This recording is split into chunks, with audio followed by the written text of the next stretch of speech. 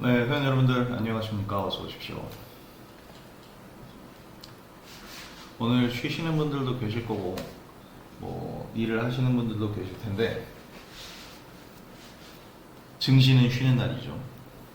증시가 열린 건 아니지만 그래도 미증시는 진행이 됐고 여러 가지 특이사항들이 또 있었고 이런 것들을 좀 우리가 또 생각을 해봐야 되는 시기이기 때문에 오늘 카카오 라이브를 진행을 하려고 딱 아침부터 준비하고 오늘 방송을 열었습니다.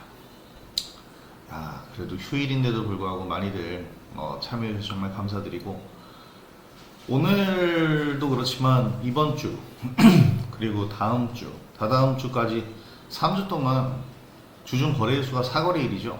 4일 거래입니다. 이렇게 중간에 휴일이 있으면은 우리가 뭐 호흡 조절하거나 이렇게 쉬어가는데 이 체력적으로는 도움이 되겠지만 증시에 과연 도움이 될까 이런 생각을 좀 해보는데 이번만큼은 좀 도움이 되지 않을까 생각이 듭니다. 미증시가 이제 아직 조정 구간으로 돌입한 건 아니지만 확실하게 조정 장세가 온 것은 맞는 것 같아요.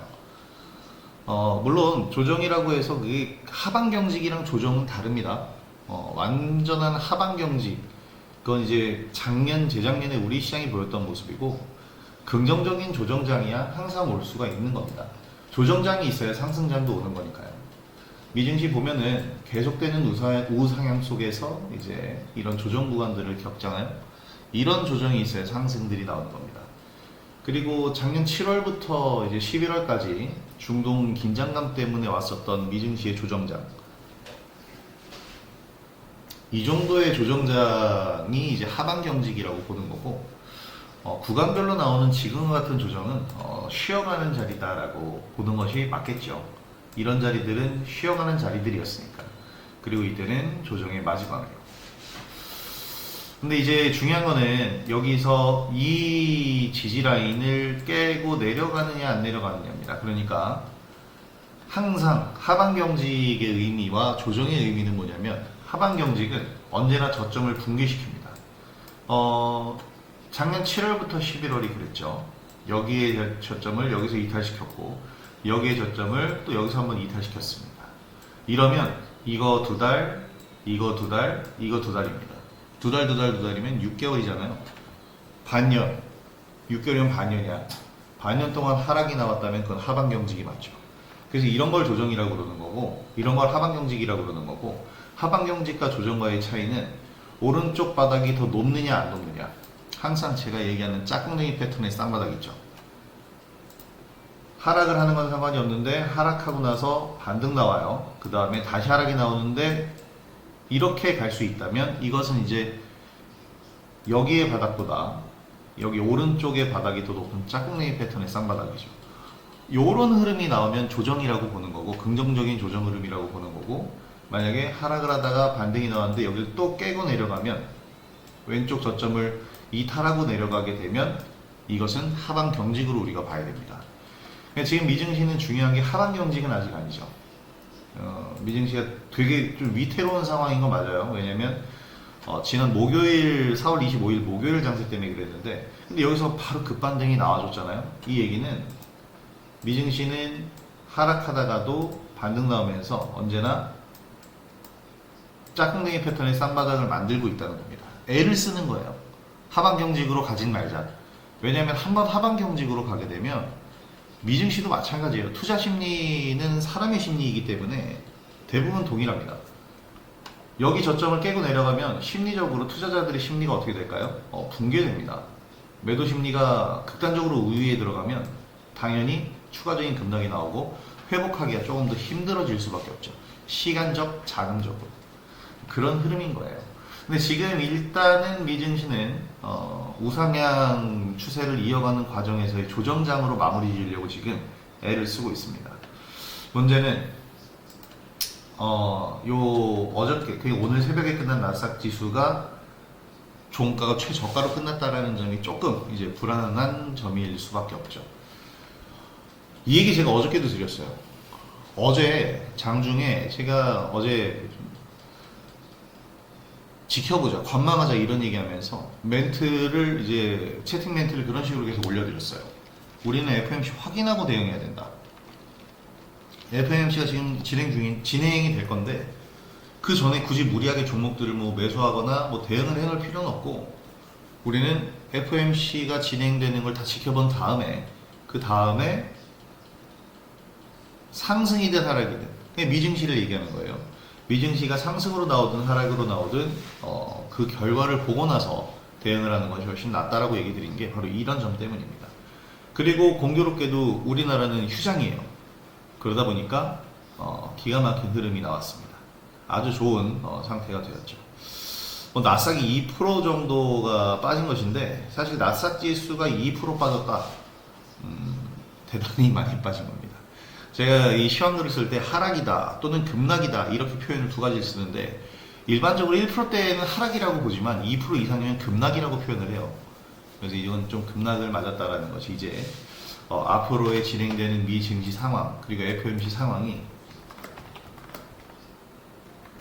어떻게 진행될지 우리가 촉각을 좀 곤두세울 필요가 있다라는 겁니다.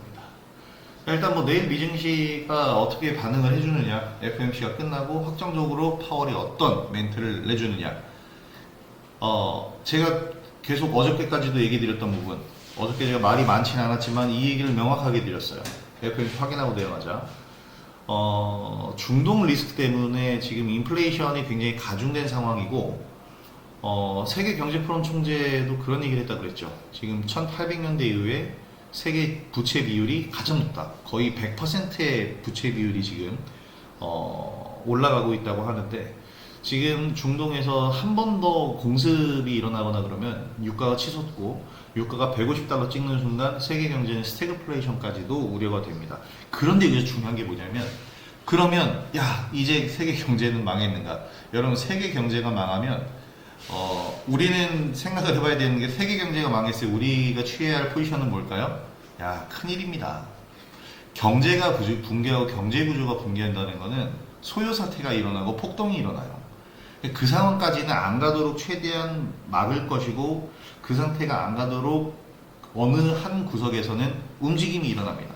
그 움직임이 어디서 일어나고 있냐면 미국 매그니피센트 7이라고 불리는 빅테크 7개 기업인데 어제 주가는 일제히 하락했어요. 이것은 당연합니다. 왜냐면 FOMC에서 연내 금리 인하는 없을 것이다 라는 쪽으로 지금 거의 매파적인 분위기가 되게 강경하게 나오고 있기 때문에 그것을 토대로 해서 지금 기술 기업들이나 성장주들은 타격을 받아요.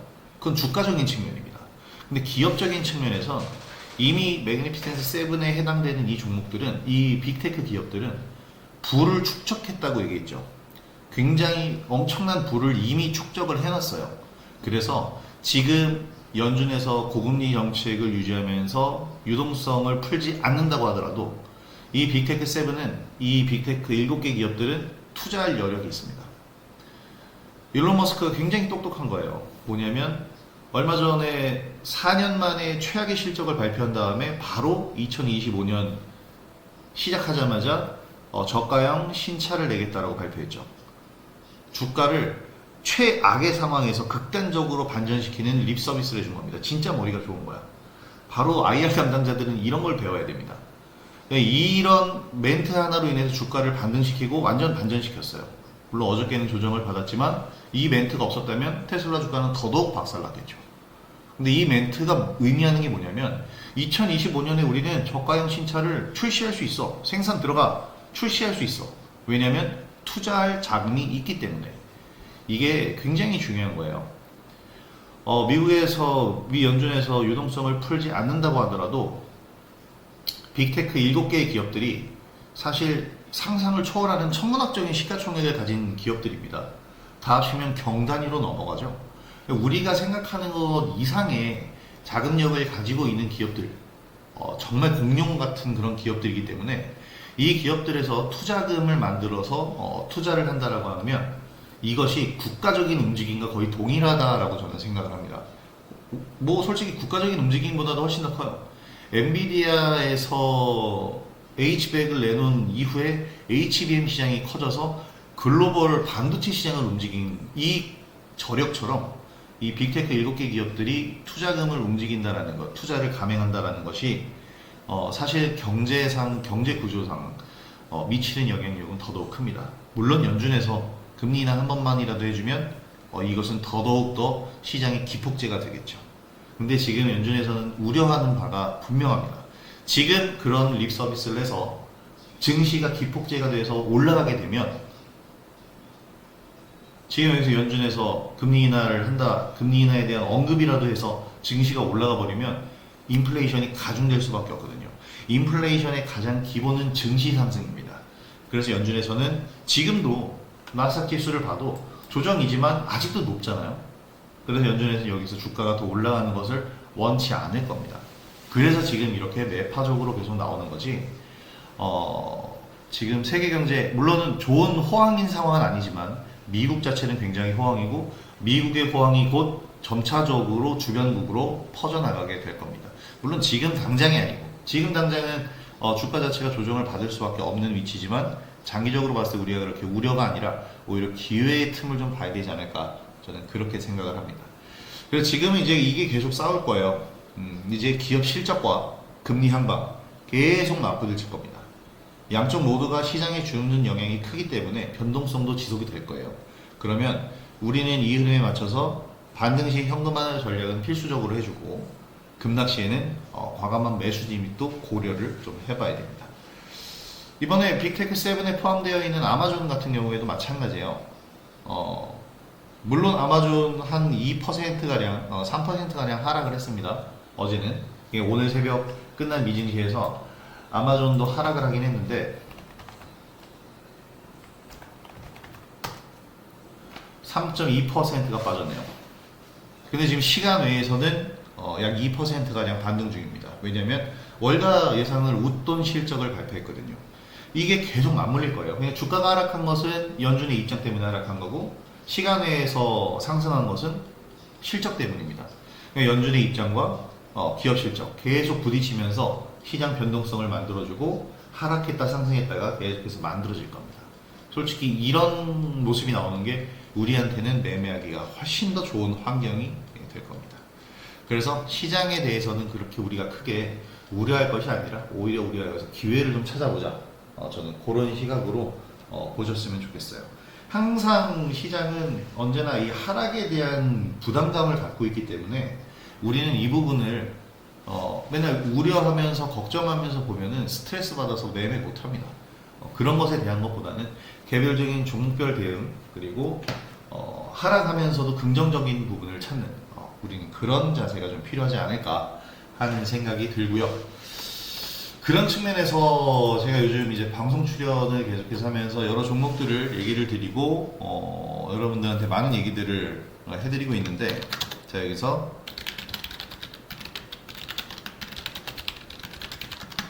카카오라이브 지금 참여하신 분들 1번 한번 올려볼까요? 많이 참여들 하셨는데 잘 듣고 계신가? 오늘 휴일이지만 제가 또 이렇게 카카오라이브를 진행하는 이유는 궁금하잖아요 사실. 방송 이런 개인 방송의 좋은 점은 언제나 내 마음대로 방송을 열을 수 있다라는 그런 거지. 우리가 TV 채널이 아니기 때문에 이게 얼마나 좋은 점입니까? TV 방송은 참 어떻게 보면 어려운 게 뭐냐면 여러분들한테 제가 보여드리는 방송은 라이브가 아니고 녹화예요. 희동청년님 어서 오십시오. 공파롱파님도 라이브 방송으로 들어오셨군요. 무방으로 열어서 제가 SBS 비즈 출연하면서 고소해전 그리고 필살기 이렇게 출연할 때 모습은 다 녹화 방송입니다. 녹화라는 건 뭐냐면 이미 지나간 상황에서 얘기를 하는 거고 앞날을 모르기 때문에 저도 대본을 만드는데 굉장히 어려움을 겪어요. 그래서 이번에 여러분들한테 그 고소회전에서 제가 꼭사주 종목을 굉장히 어렵게 골랐습니다. 왜냐면 이번에 주제가 뭐였냐면 신규 상장주에 대한 거였죠. 이번에 주제가 신규 상장주에 대한 거였어요. 이번 주 월요일에 방송 시청하셨나요? 다시 보기로 무한정 보실 수 있어요. 이번 주 고소회전 보시면 제가 거기다가 꿀팁을 많이 얘기를 해놨는데 사실 그 꿀팁이 더 많아요. 그래서 제가 항상 얘기를 듣는 게 말이 너무 빠르다 뭐 이런 얘기를 듣는데 할 말이 너무 많거든. 요약할 수 있어. 요약하면 되는데 이 요약하면 이해를 잘 못하시는 분들이 많단 말이에요. 왜냐면 앞뒤 건너뛰고 그냥 얘기해버리니까. 그래서 제가 많은 설명을 해두는데 사실 그 얘기들보다도 디테일하게 더 많이 잡아드릴 내용들이 있어요. 이번에 신규 상장주에 대한 내용도 마찬가지입니다. 이전에 두 번째 고소회전 2회차 때 제가 기법 강의를 했는데 기법 강의는 더더욱 마찬가지고 할 말 정말 많아요. 근데 그걸 다 표현할 수가 없었어. 줄여서 요약해서 간단하게만 얘기하면 그렇게 할 수 있죠. 요렇게만 하세요 하면 되는데 왜 그런지 이해를 못하고 그냥 공식대로만 적용하다 보면 시장 상황에 따라서 능동적인 대처가 좀 어렵거든. 그냥 생각이 많아. 저도 여러분들한테 이렇게 설명을 드릴 때 생각이 많다 보니까 그래서 말이 좀 많은데 그런 많이 말을 해야 되는 부분은 이런 카카오 라이브를 하면서 제 얘기를 해드리는 겁니다. 사실 어저께 그 폭사주를 어저께 좀 공개를 해드렸어야 되는데 어제 제가 목이 굉장히 안 좋았어요. 말을 너무 많이 해가지고 그래서 방송을 못한 관계로 운영자님이 대신 폭사주가 뭔지 여러분들한테 먼저 공개를 해드렸죠. 제가 오늘은 방송으로 좀 설명을 해드리려고 합니다. 제가 이번에 폭사주로 여러분들한테 소개해드린 종목은 바로 LS 머티리얼즈입니다. 하루 쉬었더니 목소리가 좀 좋아졌습니다. 어저께 진짜 푹 잤거든. 지금 얘기하는 부분들이 어떻게 보면 다 하나로 맞는 부분인데요. 자, 이번 주에 고조회전에서 제가 신규 상장주를 매매하는 법을 알려드렸죠.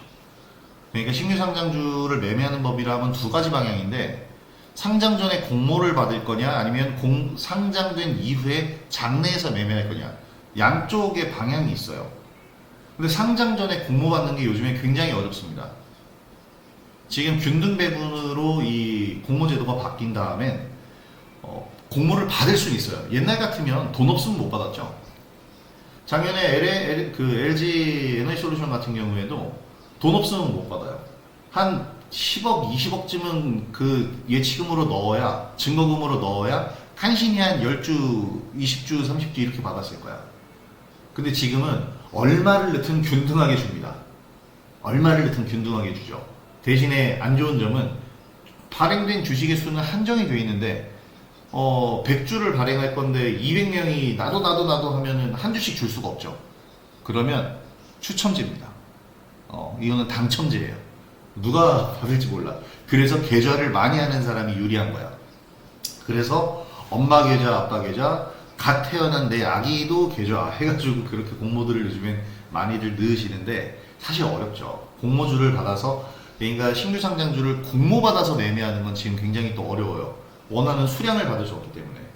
그러면 어쩔 수 없이 장내 매매를 해야 되는데 지금도 장내 매매는 더 또 어려워진 게 뭐냐면 신규 상장주에 이 상장한 다음에 등락률이 상장 당일날 상승 400%까지 올라갑니다.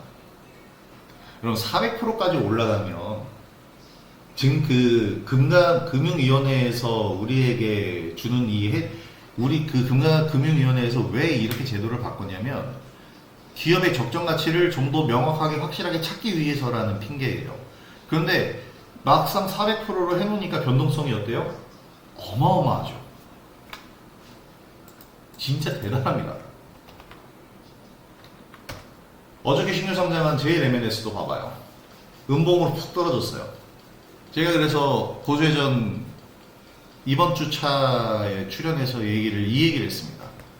지금은 신규 상장 받으면 상장 당일날 공모 받은 건 상장 당일날 매도하는 것이 국룰입니다 라는 얘기를 했어요. 왜냐? 400%가 올라가니까 웬만한 정말 엄청난 대여급이 아니고서는 상장 당일날 무조건 고점 치고 내려옵니다. JLMNS 같은 경우에도 공모가 희망밴드 상단 초과하면서 22,000원으로 확정이 됐는데 이 22,000원에서 41,200원이 가니까 어때요? 거의 더블 났단 말이에요. 4만원 넘어가면 더블이라고 봐야 되잖아요. 그러니까 다 같이 팔죠. 더블인데. 이런 모습들이 나와요. 그리고 지금 대여급이라고 불리는 종목들도 워낙에 기대감이 커서 공모가를 높게 잡히기 때문에 공모가가 높게 잡히면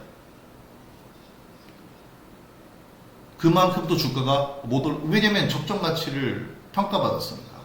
그래서 요즘에 굉장히 이제 어려워집니다. 400%로 변동성이 바뀐 이후에 굉장히 또 어려워지는 그런 상황이에요. 뭐 그래서 제가 여러분들한테 팁을 드린 게 공모 이후에 수봉이가 형성됐으면 매매하셔라. 수봉이가 뭐예요? JMN에서 음봉이잖아. 수봉이가 아니죠. 얘가 만약 양봉으로 이렇게 나왔다면 다음날 매매해도 되는 것. 최근 삐아를 보면은 삐아가 신규 성장했잖아요. 삐아가 수봉이가 이제 만들어진 거죠. 그럼 이제 내일부터 매매해도 되는 거예요. 사실 이날 사면 최저가 아니냐라고 얘기하는데 이거 최저가인지 알 수 없거든. 이거 굉장히 어려운 거거든.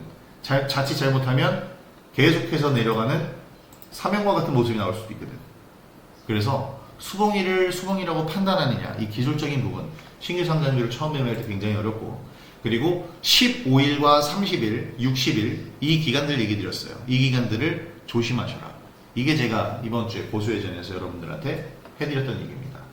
자, 이런 얘기들을 다 드리면서 핵심적으로 보셔야 될 이제 신규 상장주들을 몇 종목 얘기했고, 우리가 실제로 최근에 무료방에서 함께 매매한 SP소프트도 거기서 소개를 해드렸어요. 중요한 게 뭐냐면 그 대본 제가 한 달 전에 쓴 겁니다. 굉장히 오래전부터 쓴 거고 방송 촬영은 2주 전에 했어요. 그러니까 뭐예요? 여러분들이 방송에서 보시는 차트는 2주 전 차트입니다. 2주 전 차트잖아요. 4월 16일 차트란 말이야. 방송 보신 분들은 아실 거예요. 근데 그 이후에 주가가 상승한 모습들이 다 나오죠. 자, 우리의 꼭사주 LS 머티리얼즈 역시 마찬가지입니다. 자, 이제 제가 여러분들한테 이 LS 머티리얼즈를 왜 드렸는지를 설명을 해드릴 건데요. 조금 전에 이제 방송 초기에 제가 이 얘기를 했죠. 일론 머스크는 정말 똑똑하다. 주가가 4년 만에 최악의 실적을 발표하면서 박살이 나니까 바로 그때, 그 전날도 아니고 그 실적 발표를 하자마자 신차 계획을 발표했어요. 그리고 오는 8월에 기존에 투자했던 로보택시에 대한 결과물을 갖고 오겠다. 이 얘기를 딱 했단 말이에요. 이 얘기는 뭐냐면 일론 머스크도 알아요. 지금 전기차 시장 안 좋은 거.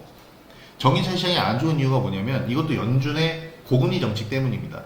전 세계적으로 지금 경기가 둔화해요.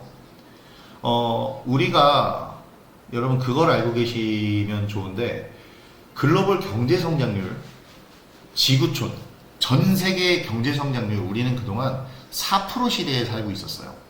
항상 경제가 안 좋다 해도 4% 성장은 계속해서 했는데 올해는 약 3%대로 예상이 됩니다.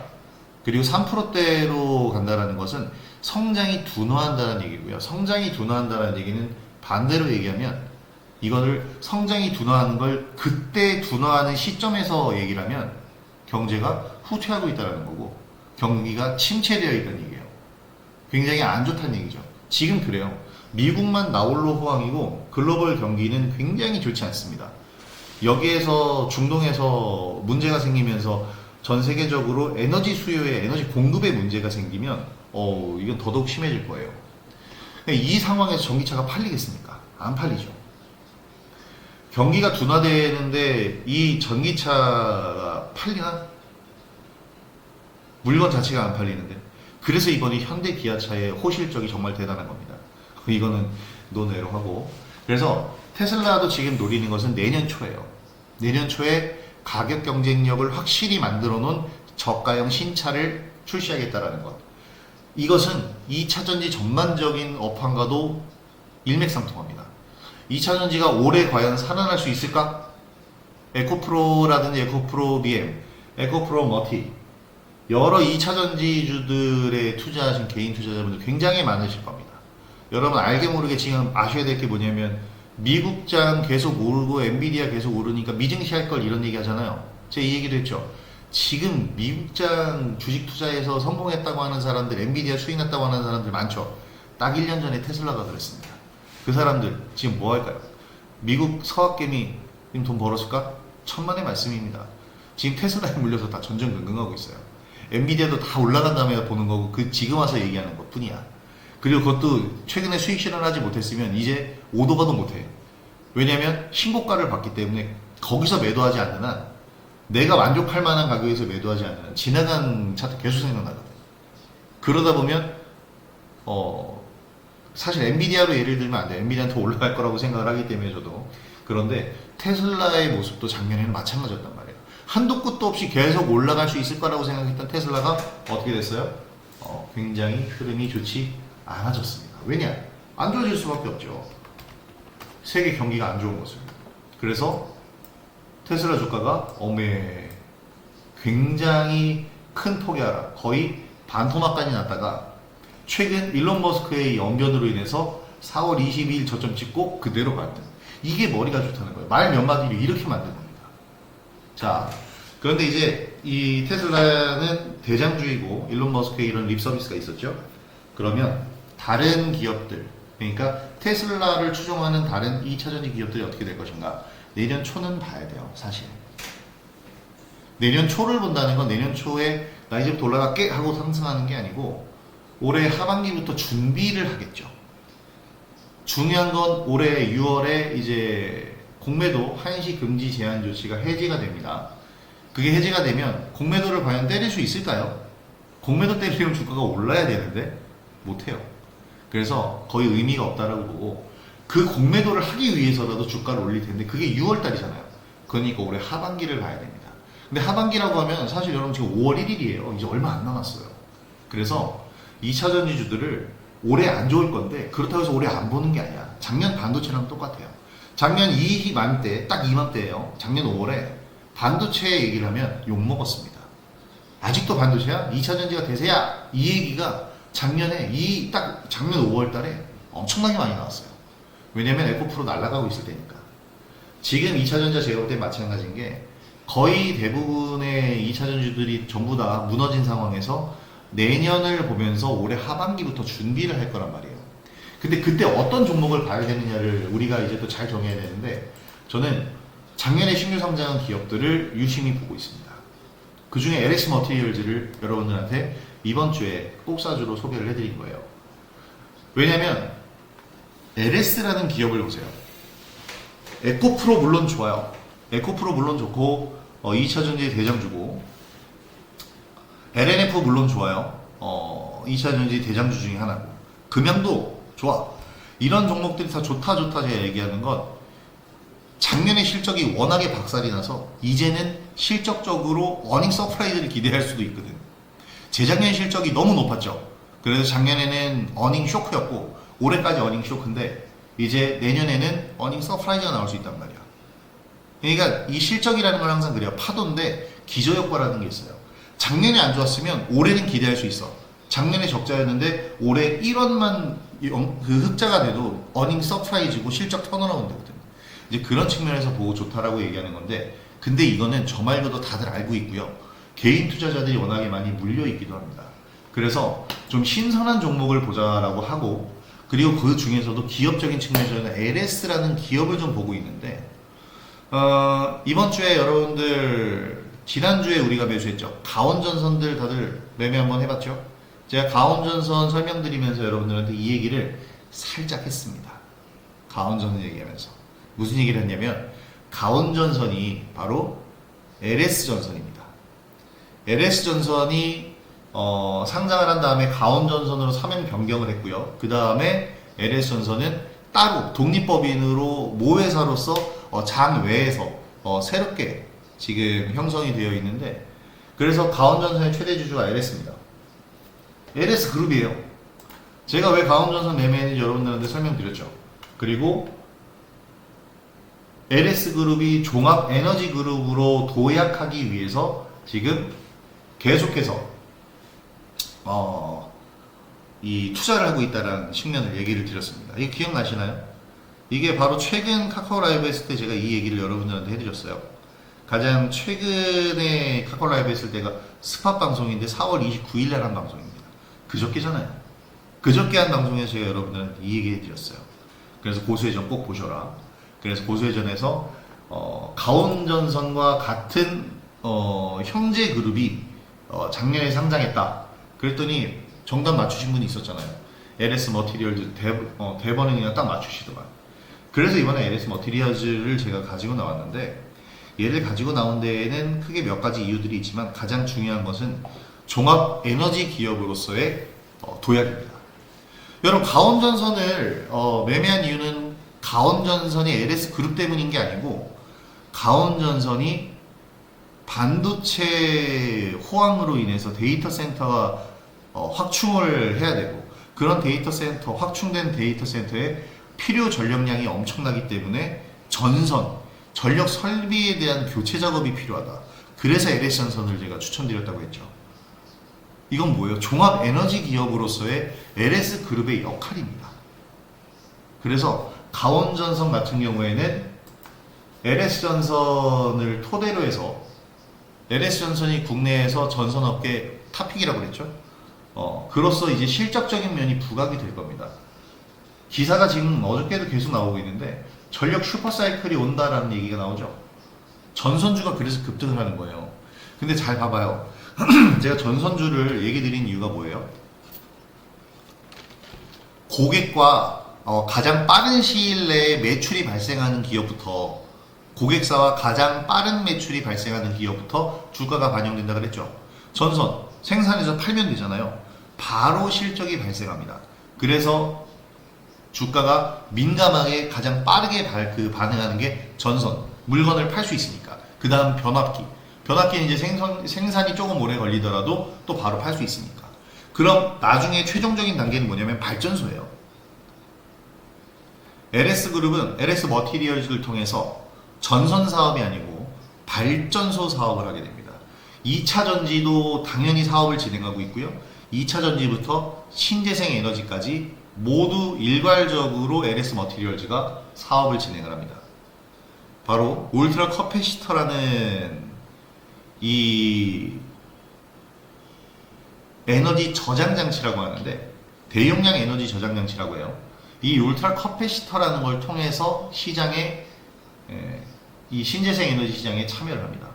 신재생 에너지의 화력이나 이런 기존의 화석연료로 인한 그런 발전이 아니잖아요. 신재생 에너지는 뭐예요? 풍력, 태양광, 이런 부분들인데, 이런 부분들 사실 우리나라에서는 뭐 생소하진 않죠. 이제 제주도에 가면 크게 풍력 발전기도 있고. 근데 미국과 같은 경우에는 지금 바이든 대통령 자체가 정책적으로 밀고 있어서 굉장히 우리가 미 대선과 연관지어서 많이들 설명을 합니다. 근데 여기서 생산된 전력이 문제인 게 뭐냐면, 원전도 마찬가지인데요. 막대하게 생산된 전력을 온전히 다 우리가 쓸 수가 없어요. 왜냐면 저장할 수 있는 용기가 없습니다. 저장 장치가 없어요. 그래서 중요한 게 뭐냐면 바로 저장 장치입니다. 배터리죠. 2차 전지는 아예 배터리를 이제 전력을 모아서 이제 우리가 흔히 생각하는 건전지적인 측면인 거고, 이 발전소에서 생산된 전력을 일단 한데 모았다가 그것을 필요한 부분으로 보내주는, 송전해주는 분야에서의 에너지 저장 장치는 급이 달라야겠죠. 그러니까 2차 전지 같은 경우에는 우리가 흔히 생각하는 그런 AA 사이즈의 배터리나 이런 것처럼 용량이 정해져 있고 이거 그냥 이대로 찍어내서 생산해가지고 팔면 되는 거고, 근데 이 데이터 센터라든지 이런 데서 그런 배터리를 이용해서 운영하진 않잖아요. 송전을 받아야 된단 말이야. 그러면 발전소에서 생산한 에너지, 이 전력을 한데 모았다가 그것을 변압기를 통해서 압을 조절해서 전선을 통해서 송전을 해주는 거잖아요. 자, 송전에서의 가온전선, 그리고 저장장치에서의 LS 머티리얼즈, 모기업이 LS로 갔습니다. 제가 보는 게 바로 이 부분이에요. 자, 차세대 2차전지라고 불리는 게 울트라 커패시터인데, 지금 LS 머티리얼즈는 여기 대형 제품에서 세계 1위에 등극을 했습니다. 이 울트라 커패시터라는 거 사진 보시면 그냥 확실히 아시는데, 이거 이미지 제가 하나 보여드리면, 그 배터리나 배터리 같은 배터리 말고 그 PCB 판에 들어간다고 해야 되나? 되게 여러분 많이들 보신 거예요. 이게 뭐냐면 바로 이렇게 생긴 건데, 그냥 네이버에 울트라 커패시터를 쳐보시면 나옵니다. 요걸 얘기하는 거예요. 요런 그 PCB 판에 보면 동그랗게 이 수조처럼 붙어 있는 요 동그란 부품 많이들 보셨을 겁니다. 기계에 분해하면 요거 하나씩은 꼭 나오죠. 이게 전력이 PCB판으로 들어왔을 때 반도체로 전력을 보내야 되잖아요. 그때 잠시 전력을 저장하는 거예요. 이 PCB판으로 전기가 들어왔을 때 그 전기를 얘가 잠시 저장했다가 반도체 쪽으로 알맞은 전압으로 보내주는 역할을 하는 겁니다. 그래서 얘는 기본적으로 자체적으로 전력을 저장하기 때문에 전체적인 동력이 끊겨도 얘는 유지가 돼요. 그래서 전기차 시장에서 꼭 필요한 거 뭐냐면 전기차에 화재가 났을 때 전체 동력이 꺼지니까 문이 안 열리잖아요. 그때 울트라 카패시터를 함께 사용하면 울트라 카패시터의 동력은 꺼지지 않기 때문에 문을 열 수가 있습니다. 지금 전기차에서는 중요한 하드 중에 하나죠. 화재가 났을 때 문이 닫히면 문이 안 열리잖아요. 그래서 안에서 이제 사망률이 높을 수밖에 없는데 이 울트라 카패시터를 사용하면 자체적으로 전기가 돌아가기 때문에 문을 열 수가 있습니다. 그런 건데요. 이것을 이런 PC판에 들어가는 적은 양이 아니고 발전소에서 쓰는 대용량의 제품을 만드는데 그걸 만드는 게 바로 LS 머티리얼즈입니다. 저는 그래서 뭘 보냐면 올해 연말에 지금도 마찬가지지만 이 전력 시장이 변화하고 있다 이런 얘기가 나오고 있죠. 전력 슈퍼사이클. 반도체 슈퍼사이클이 오니까 그에 맞춰서 슈퍼사이클이 온 반도체에 맞춰서 전력 슈퍼사이클이 오는 거예요. 그러면 전력 슈퍼사이클은 우리가 단순하게 생각했을 때 전력 설비를 바꾼다고 끝이 아니고 전기를 생산하는 것까지 가야 돼요. 그러면 발전소를 더 지어야 됩니다. 근데 지금 요즘 시대에 화석연료를 사용한 발전소를 무한정 짓겠다 그러면 지역단체에서 전부 반대하고 들고 일어납니다. 난리 나요. 절대 못 만들어요. 원전도 지금 원전 만든다 그러면 지역사회 난리 나죠. 그래서 지금 SMR이라는 새로운 형태의 원전이 나오고 있는 건데 이런 데에서 이런 원전이나 신재생 에너지 발전소가 지어졌을 때 가장 필요한 게 바로 이 울트라 카패시터입니다. LS 머티리얼즈가 지금 하고 있는 것. 2차 전지 소재 사업도 물론 LNF와 함께 합작법인을 만들어서 지금 진행을 하고 있는데 이것보다는 더 중요한 게 신재생 에너지로 인한 울트라 카패시터 시장의 성장입니다. 여기서의 실적은 아직 나오질 않아요. 그래서 지금 현재 실적 자체가 그렇게 좋지는 않습니다. 특히 작년에 2차 전지 이 시장이 완전히 무너졌고 올해도 그렇게 업황이 좋은 상태가 아니라서 실적이 그렇게 좋지 않지만 제가 얘기 드렸죠. 좋은 실적이 이어지는 게 제일 좋은 그림이지만 그러기엔 힘들다. 또 그런 종목들은 주가에 이미 실적이 다 반영이 되어 있다. 그래서 지금 현재 실적이 좋지 않은 기업들을 고르는 것이 더더욱 중요하다는 얘기를 제가 항상 해드립니다. 그래서 지금 실적이 좋지 않은데 앞으로 발전 가능성이 있는 기업들을 우리가 찾아본다면 그게 바로 어디냐? 제가 볼 때 이 LS 머티리얼즈를 그래서 꼽아드린 겁니다. 단, 이 고수회전 꼭사주 특성상 단기적인 종목을 제가 드릴 수는 없어요. 지난번 두산 로보틱스도 그렇고 그 다음에 리노공업 같은 경우에도 그렇고 제가 단기적인 종목을 여러분들한테 드리는 게 아닙니다. 꼭사주에선 장기적인 관점에서의 종목을 드려요. 그래서 이번 꼭사주 LS 머티리얼즈도 솔직히 가격적인 리딩을 제가 하지는 않을 겁니다. 왜냐면 어차피 지금 가격적인 리딩을 할 필요가 없는 단계의 종목이에요. 그래서 장기적으로 봤을 때 올해 하반기는 물론 내년 초까지 보유한다는 생각으로 접근을 하시고 더 중요한 건 뭐냐면 저는 솔직히 LS 머티리얼즈나 에코프로 머티리얼즈에 물린 분들이 많다는 걸 알고 있어요. 그분들에게 조금이나마 희망적이고 도움되는 내용을 얘기해드리고자 이 종목을 꼭사주로 말씀드린 거이기도 합니다. LS 머티리얼즈 지금 2차 전지만 가만히 바라보고 계신 분들 많을 텐데 LS 머티리얼즈는 2차 전지에 국한된 기업이 아니에요.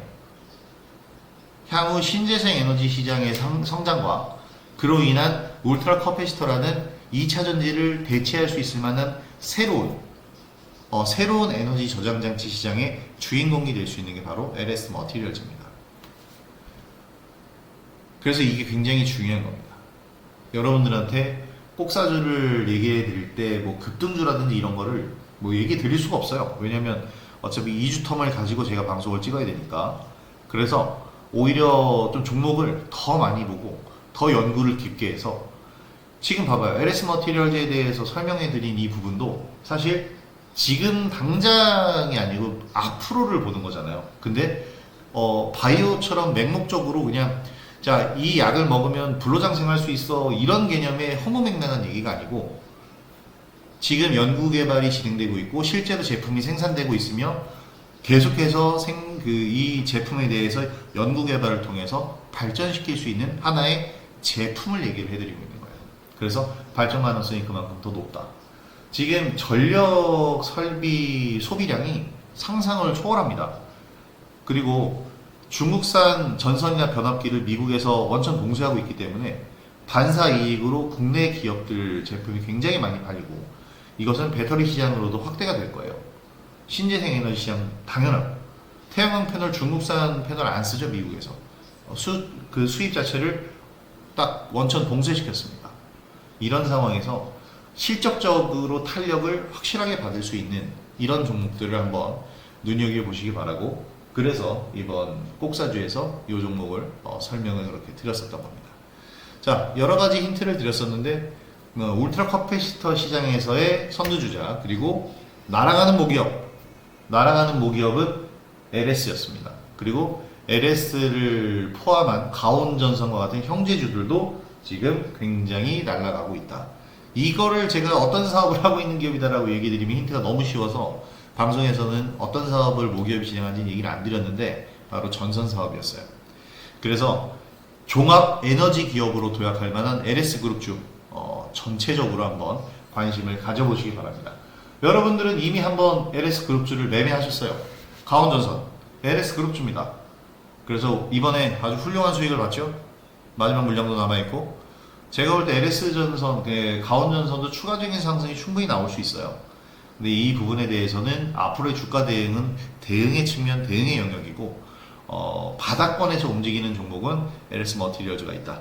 여기까지 여러분들이 오늘 알고 계시면, 오늘 듣고 가시면 제가 딱 오늘 방송한 목적이 딱 달성이 됩니다. 자, 여기까지 제가 오늘 여러분들에게 해드리고 싶었던 얘기였고 원래 어저께 이제 꼭사주 설명을 드렸어야 되는데 하루 늦게 오늘 방송을 올려드려서 또 죄송한 마음도 있는데 어떻게 궁금증이 많이 풀리셨나요? 어떤 종목인지는 대부분 다들 아셨을 거예요.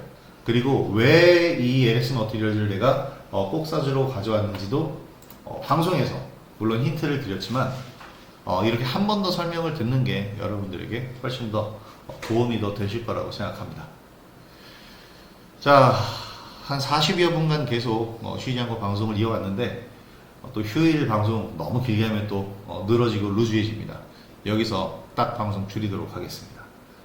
저는 카카오라이브 참여해주셔서 정말 감사드리고 가끔 제가 이렇게 주말이나 휴일에 방송을 좀 진행을 할 때가 있는데 최근 좀 쉬었어요. 굉장히 바빴습니다. 할 게 많더라고요. 왜 바쁘냐면 이런 것들을 찾고 알아보는데 시간이 많이 들어갑니다. 그래서 여러분들한테 실질적으로 도움이 좀 많이 되셨으면 좋겠어요. 근데 이놈의 시장이 도와주진 않네요. 시장 핑계를 대는 것은 전문가로서 쪽팔릴 일이지만 근데 시장 핑계를 안 댈 수가 없는 게 시장이 해도 좀 너무하긴 해요. 너무한데 이렇게 너무하고 너무할 때 오히려 시장은 친데레처럼 이럴 때 우리한테 선물을 주기도 합니다. 최근에 시장이 안 좋았지만 우리는 이번 2주 정도가 수익이 또 굉장히 좋았어요. 기존에 있던 종목들 말고 최근에 새로 들어간 종목들이 수익이 많이 났잖아요. 이런 식으로 계속 기존에 있던 종목들이 계속 쩔쩔매고 있을 때 새로운 종목들로 수익 내면서 이 시간을 우리가 좀 버텨줘야 됩니다.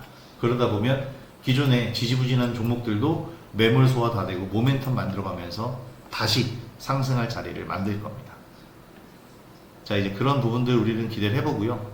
내일 시장이 좀 안 좋은 흐름이 나오더라도 너무 충격받지 마시고 왜냐면 당연한 겁니다. 그리고 안 좋은 시장 모습 나오다가 다시 상승 흐름으로 전환될 가능성이 더 높아요. 근데 오늘 이제 미국장이 굉장히 또 중요한데 그래서 오늘 미국장, 내일 미국장이죠. 내일 끝날 미국장이 어떻게 될지 이제 잘 살펴보고 내일 시장을 대응하도록 하겠습니다. 자, 오늘 방송 참여해주셔서 정말 감사드리고 카카오라이브 여기서 종료하도록 하죠. 자, 오늘 참여해주신 회원 여러분들 너무나도 감사드리고 오늘 남은 시간 편안한 오후 되시고 내일 건강하게 뵙도록 하겠습니다. 자, 오늘 수고들 하셨어요. 방송 여기서 마무리하도록 하겠습니다.